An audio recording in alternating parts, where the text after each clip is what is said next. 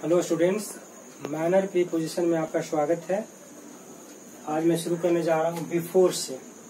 सबसे पहले देखेंगे बिफोर क्या है। बिफोर में बहुत परेशानी होती है स्टूडेंट को, समझ में नहीं आता है कि इसको कंजक्शन कह दें, एडवर्ब कह दें या प्रीपोजिशन कह दें। इसीलिए ये वर्ड थोड़ा सा परेशान करता है। सबको हम एक एक करके बताना चाहेंगे आपको कि अगर बिफोर को हम एडवर्ब मानते हैं तो इसका यूज कैसे होता है। तो जब एडवर्ब के रूप में आएगा तो आप कह सकते हैं कि it comes after the verb. ये वर्ब के बाद आएगा तभी एडवर्ब कहलाएगा। जैसे कहेंगे I have seen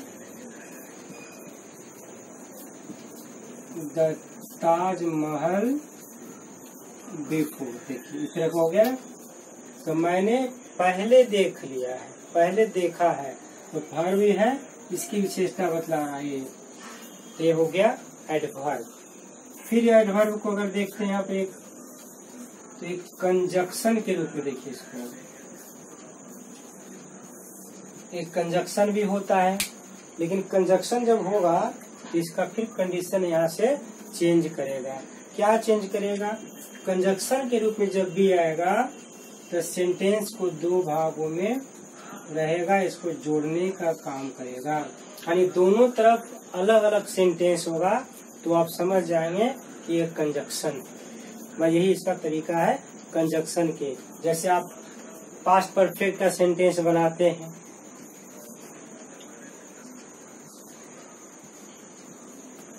The criminals had fled before the police reached on the spot। देखिए इस तरह का सेंटेंस होता है, पुलिस के घटना स्थल पर पहुंचने के पहले क्रिमिनल्स यानी अपराधी भाग चुके थे। देखिए एक सेंटेंस कंप्लीट यहाँ, फिर यहाँ से लेकर एक सेंटेंस यहाँ कंप्लीट। ये बिफोर जो आया एक कंजक्शन। कंजक्शन का काम होता है जोड़ना, या तो दो सेंटेंस को जोड़ेगा या दो वर्ड को जोड़ेगा। लेकिन कुछ ऐसे कंजक्शंस होते हैं जो दो सेंटेंस को जोड़ते हैं, दो वर्ड को नहीं जोड़ते हैं। तो यहाँ पर आप देख रहे हैं ना कि दो सेंटेंस को जोड़ने का काम कर रहा है, इसलिए ये कंजक्शन खास करके अलग ढंग का है। और कुछ ऐसे भी वर्ड्स होते हैं कंजक्शंस में जो केवल दो वर्ड को जोड़ने का काम करते हैं, या फिर दो सेंटेंस को भी जोड़ सकते हैं। लेकिन यहाँ पर ऐसा नहीं है, यहाँ पर केवल देखेंगे कि दो सेंटेंस को जोड़ता है, तो ये कंजक्शन हो गया। चलिए अब हम बात करेंगे प्रीपोजिशन के रूप में, जो मुख्य रूप से मुझे बताना है। यहाँ पे इसलिए बता दिए क्योंकि आपको कंफ्यूजन समझने में न हो कि आप एडवर्ब समझ रहे हैं कि कंजक्शन समझ रहे हैं कि प्रीपोजिशन समझ रहे हैं। अब यहाँ देखिए कंजक्शन के रूप में देख लीजिए, एडवर्ब देख लीजिए। अब ये प्रीपोजिशन के रूप में जब बिफोर आता है तब इसका क्या एप्लीकेशन होता है, इसको देखना है। प्रीपोजिशन के रूप में भी ये दो तरह से यूज होता है, इसका दो मीनिंग होता है, ये भी ध्यान में रखना होगा। सबसे पहला होता है in the presence of somebody, किसी के सामने, है ना, किसी के सामने जब उपस्थिति की बात करते हैं तो इसमें हमेशा हम यूज करते हैं बिफोर का। कुछ विद्वानों के बीच में यहाँ पर थोड़ा सा कंफ्यूजन है। कुछ विद्वानों का मानना है कि बिफोर का यूज पर्सन के लिए और इन फ्रंट का ऑफ का यूज वस्तु के लिए होता है, और ये सही भी है। कुछ राइटर देखते हैं कि ऐसे दोनों यूज कर देते हैं कहीं भी। अब दीवार के सामने खड़ा है तो बिफोर द वॉल कहना बिल्कुल गलत होगा। आदमी के सामने खड़ा है तो उसमें आप लगा देंगे। तो यहाँ पर कुछ विद्वान हमारे जो भी बुक लिखने वाले राइटर्स हैं अक्सर इसमें गलती कर बैठते हैं। तो ध्यान में रखना होगा कि जब भी बिफोर का यूज करेंगे तो केवल व्यक्ति के सामने अगर होते हैं तो यहाँ पर बिफोर लगाते हैं। पहला हो गया। इसमें यहाँ पर हिंदी में आप लिख सकते हैं के सामने। दूसरा इसका एक और आता है,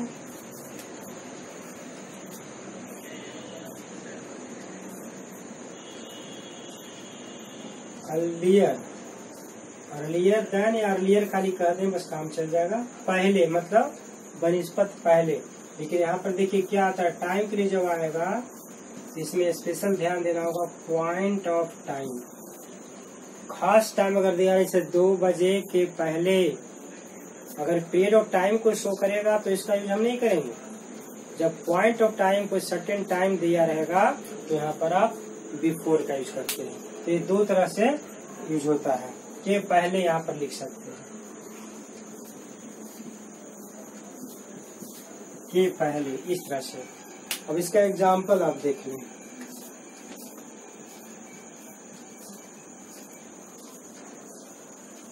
द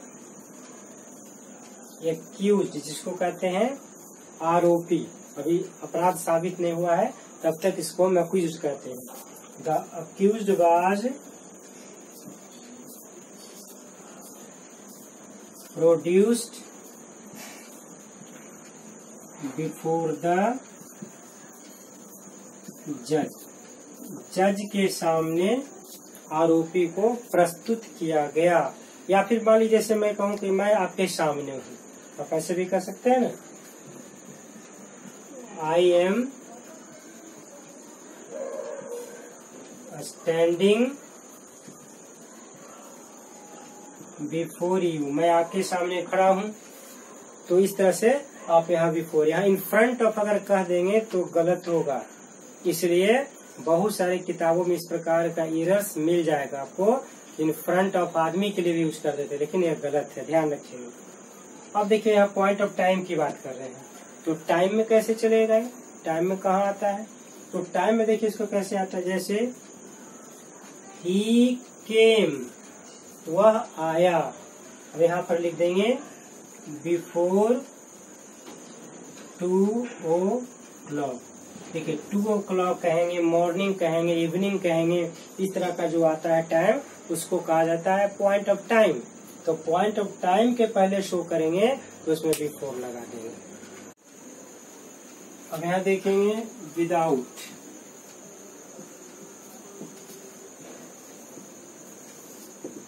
विदाउट का मीनिंग होता है नॉट हैविंग करते हैं, ना होना, किसी चीज का ना होना। या फिर अगर हिंदी में इसको लिखें तो आप लिख सकते हैं मुक्त। मुक्त मतलब किसी से फ्री होना। या फिर कह सकते हैं के बिना, है ना, मुक्त या के बिना के सेंस में विदाउट का यूज करते हैं। इस तरह का कहीं भी सेंटेंस आता है तो आप यहाँ पर यूज कर सकते हैं। अब जैसे देखिए एग्जाम्पल में लिखेंगे I will join the party without fail. मतलब इसमें कहीं भी फेल होने की गुंजाइश नहीं है, अरे मैं बिना किसी फेल हुए पार्टी को ज्वाइन करूंगा। इस तरह से यूज कर सकते हैं। सेकेंड देखिए एक और इसमें लिख सकते हैं विदाउट में,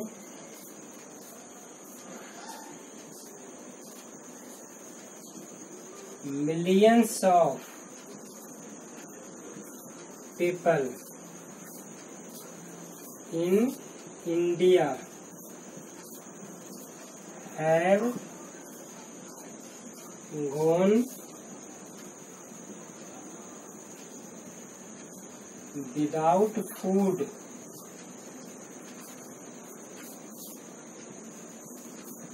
under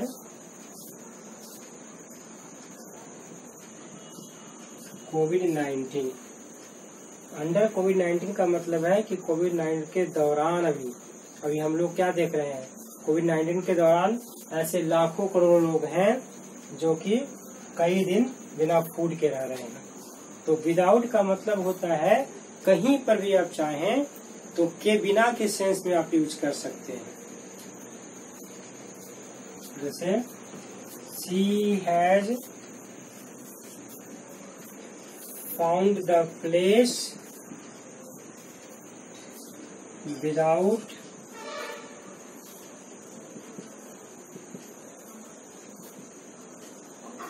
difficulty.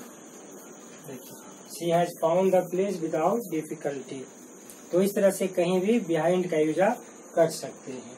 चलिए अब हम लोग देखेंगे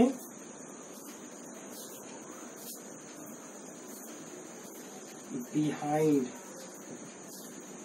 behind का कॉमन मीनिंग है, आप कह सकते हैं के पीछे, है ना। सबसे कॉमन मीनिंग होता है के पीछे। तो अब इसको यूज कैसे करते हैं पहले ये समझना होगा, कहाँ यूज करेंगे।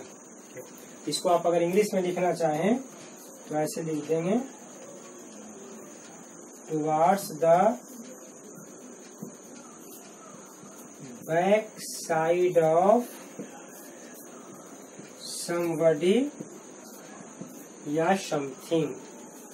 किसी भी चीज के पीछे, किसी व्यक्ति के पीछे, दोनों हो सकता है, समबडी या समथिंग, दोनों के लिए होता है।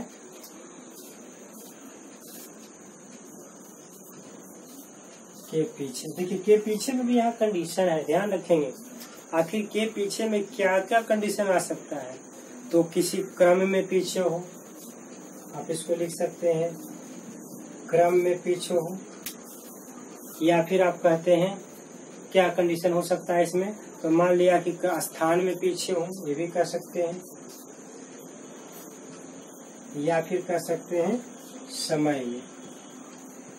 तीनों में अगर पीछे हो ना तो इसके लिए आप यूज कर सकते हैं। कहीं कहीं पर इसका एक और मीनिंग हो जाता है, इसका मीनिंग हो जाता है छिपा हुआ। छिपा हुआ के सेंस में इसका यूज आप कर सकते हैं।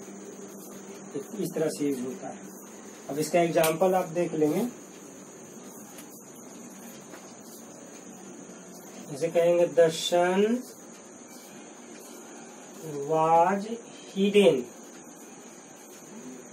सूर्य छिपा हुआ था, किसके पीछे, बिहाइंड द क्लाउड्स, बादलों के पीछे छिपा हुआ था। तो इस तरह से यूज आप कर सकते हैं।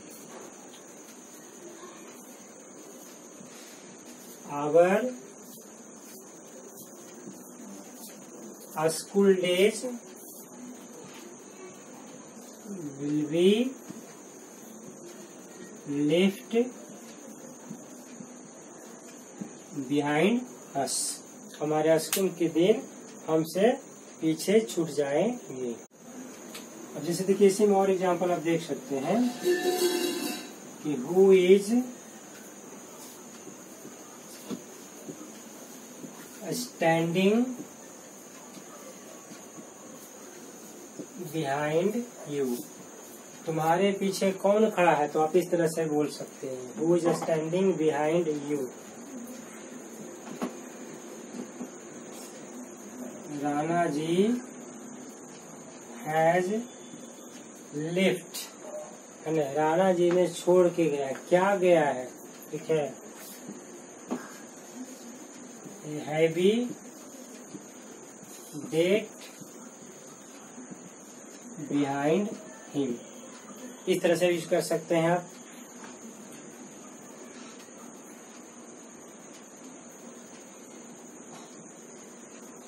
What was the motive behind it? इसके पीछे का क्या उद्देश्य था, है, वाज है तो था हो गया। तो इस प्रकार से भी आप बिहाइंड का कई सेंस में यूज कर सकते हैं। केवल पीछे के सेंस में नहीं, क्रम में भी, जैसे मान लिया कोई लाइन से खड़ा है, उस क्रम को दिखाने के लिए भी आप इस तरह का यूज कर सकते हैं। चलिए अब देखते हैं विदिन का एक देखिए वर्ड आता है प्रीपोजिशन में, विदिन। यहाँ विथ प्लस इन मिल करके एक प्रीपोजिशन बन जाता है, इसको कहते हैं विदिन। विदिन का मतलब क्या होता है, तो आप कह सकते हैं इनसाइड द,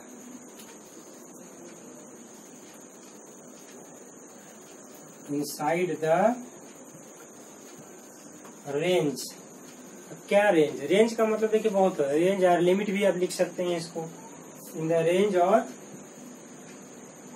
लिमिट्स, है ना, इसमें कुछ भी हो सकता है, समबडी या समथिंग भी हो सकता है, दोनों जगह इसका यूज आप कर सकते हैं।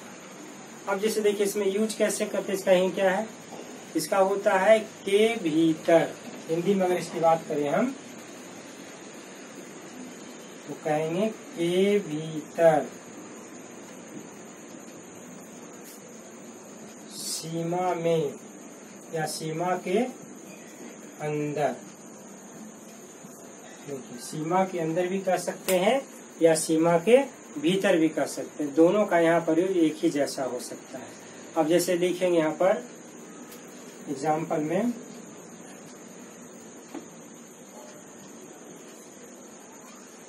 I received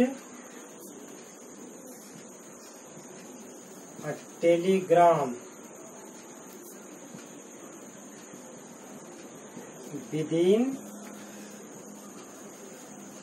an hour। आप ऐसे लिख सकते हैं, 1 घंटा के भीतर मैंने टेलीग्राम रिसीव किया। कोई भी ऐसा सेंटेंस अगर के भीतर के सेंस में, लेकिन हाँ एक ध्यान यहाँ पर देंगे, यहाँ पर एक और अगर चाहे तो यहाँ पर लिख लें स्पेशल केस में, विथ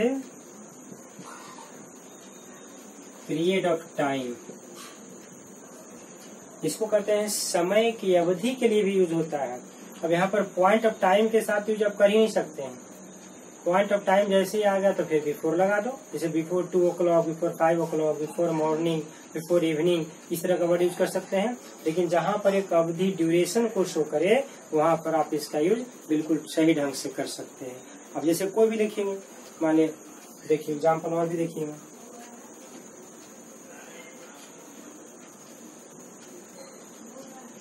व्हाट इज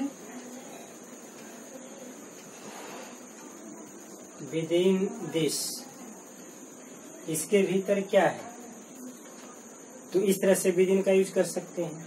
यानी कहीं पर भी अगर इस तरह का लगे कि जहां पर के भीतर का सेंस में दे रहे हैं तो आप यूज कर सकते हैं। ऐसा कुछ नहीं जरूरी है कि केवल टाइम के लिए हम यूज करते हैं, टाइम के अलावे भी बहुत जगह हम इसका यूज कर सकते हैं। ऐसा नहीं है कि टाइम ही के लिए होता है। एक कॉमन वर्ड है कि हम लोग टाइम के लिए ज्यादा यूज करते हैं।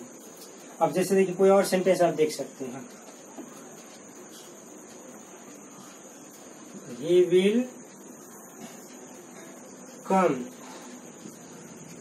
to me, वह मेरे पास आएगा। अब यहाँ पर जोड़ना है हमको है तो यहाँ लिख देंगे विदिन अ वीक, 1 सप्ताह के भीतर वह मेरे पास आएगा। अब यहाँ पर देखिए एक स्पेशल इस तरह का वर्ड आता है भाया। अक्सर आप लोग बोल चाल में यूज करते हैं भाया, मीडिया इस तरह का बोलते हैं।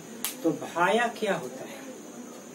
भाया का मतलब होता है कि जिसके माध्यम से कोई काम होता है उसको हम भाया कहते हैं। ठीक है, तो इसको आप लिखेंगे अगर तो वाई वे ऑफ, है ना, के माध्यम से, या थ्रू ए प्लेस भी कर सकते हैं। यहाँ पर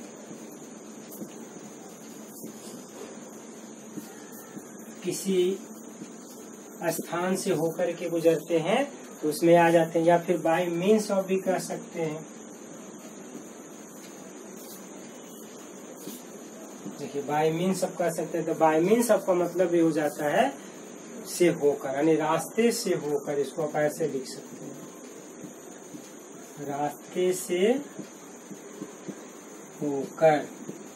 ठीक है ना, रास्ते से होकर के लिए इस तरह का एप्लीकेशन यहाँ देखा जाता है। अब जैसे लिखेंगे एग्जाम्पल में आई फ्ल्यू होम। फ्ल्यू मतलब क्या? प्लेन से, प्लेन से घर पहुंचा, आया। कैसे? तो यहाँ पर लिख देंगे भाया। अब यहाँ पर जो लिखना है, किसी कंट्री के जगह से या कोई प्लेस कहीं से भी आप ऐसे आ गए, तो इसलिए भाया का यूज आप ऐसे कर सकते हैं। या फिर मान लीजिए जैसे कहते हैं ना कि send the package, send the package भाया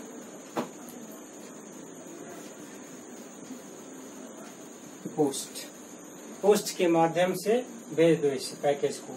तो कहीं पर भी अगर किसी का रास्ता को देखा जाए जिसके माध्यम से पहुंचा, तो उसके लिए भाया का यूज, आप जानता सब लोग है भाया को, लेकिन भाया का यूज लोग नहीं जानता है। पोस्ट ऑफिस में भाया के थ्रू भी होता है, ये हमेशा ध्यान में रखेंगे। चलिए अब एक देखते हैं, बहुत ही कॉमन प्रीपोजिशन है पर। साइंस वाले, मैथ वाले इसका बहुत ज्यादा एप्लीकेशन करते हैं, यूज करते हैं।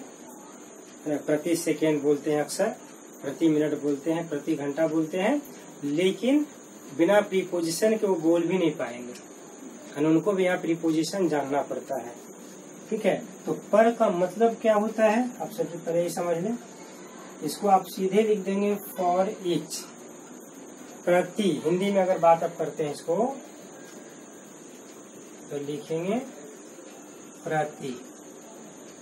प्रति यानी क्या, एक एक करके, 1 by 1, एक से ज्यादा नहीं एक बार में, लेकिन एक एक करके। या फिर इसको आप लिख सकते हैं प्रत्येक के लिए। देखिए आप ऐसे यूज कर सकते हैं इसको कहीं पर भी। अब जैसे मान लिया कोई सामान खरीदते हैं, तो वहां पर भी सामान खरीदते हैं तो यूज करते हैं। गाड़ी अगर चला रहे हैं तो लगता है पेट्रोल 1 घंटा में इतना देता है, तो वहां पर आप कैसे यूज करते हैं, वहां पर भी आप यूज करते हैं। तो इसका यूज कोई एक जगह नहीं है कि ऐसा कुछ नहीं कि एक जगह यूज कर देंगे, आप कहीं भी यूज कर सकते हैं। जैसे कहते हैं माई बाइक, या कुछ भी लिख सकते हैं, ऐसा नहीं है। कार डज 30 किलोमीटर पर लीटर। देखिए ऐसे, माई बाइक या कार डज 30 किलोमीटर पर लीटर, यानी 1 लीटर में 30 किलोमीटर चलता है। तो जहां पर भी पर यानी प्रति का सेंस आएगा, वहां पर इसका यूज आप करेंगे। तो इस प्रकार से आपने देखा कि माइनर प्रीपोजिशंस, ये सब जितना भी मैं बताया हूँ ये सब माइनर प्रीपोजिशंस है, लेकिन अभी समाप्त नहीं हुआ है। नेक्स्ट वीडियो के लिए आप तैयार रहेंगे। थैंक्स।